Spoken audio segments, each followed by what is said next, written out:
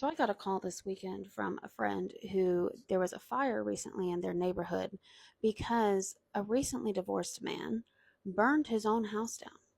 And he was sitting in a jail cell, thankfully, because he was going to unalive his ex-wife and himself because he was so angry at her.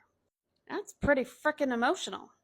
How many women do you know who do stuff like that? And I know this is going to be full of comments of things women have done, but to that level, and that it's usually violent.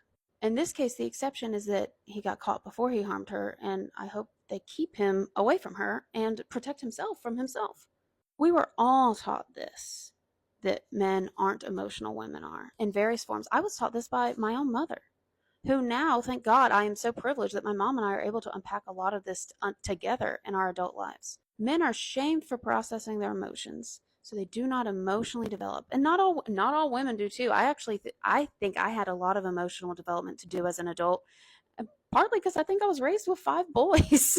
Like I think they were just like, yeah, you're getting the same treatment. When you don't learn how to emotionally regulate, which requires talking about it, processing it, acknowledging it, the volcano will explode eventually. And I know this isn't a work example, but in your other comments, you mentioned, like when people pop off at work or whatever. And in the United States, workplace violence is a real concern, and it has been increasing.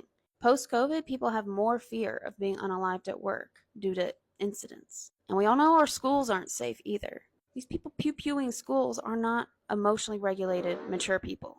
And because our society doesn't value the feminine and we've named emotions as feminine, a lot of us, and I'm assuming from your name here that you're a woman, a lot of us see emotions as bad and see it as only somebody being crying or screaming or pitching a fit, or I believe the term used was chaos. That's not emotional regulate. That's not necessarily true. Emotions are also joy, happiness, concern, excitement, anxiety. They can feel similar. And just like with unwritten rules in workplaces, I always say pretending they're not there doesn't save you from the consequences. Pretending your emotions aren't there doesn't mean they're not real. They are the human experience. They're not all negative.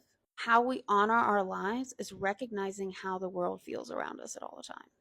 Like I said, I grew up emotionally stunted, so I had to stop looking at emotions as something that's bad or that is siloed from everything, because I also, when I was doing that, wondered how my life felt like it was passing by at record speed and I didn't really feel like I'd done anything. And that's because I never paused to feel the good and the bad. And by not recognizing those emotions, I wasn't actually involved in my life. It was just kind of this hamster wheel. And the people who you see explode in workplaces or start some violence, they're the ones who held it in too long without ever talking about it, which doesn't mean you talk about it necessarily at work, but knowing how to regulate it in some other way so that you can show up. That's important.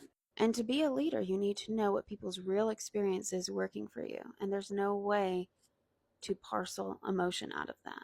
Not effectively.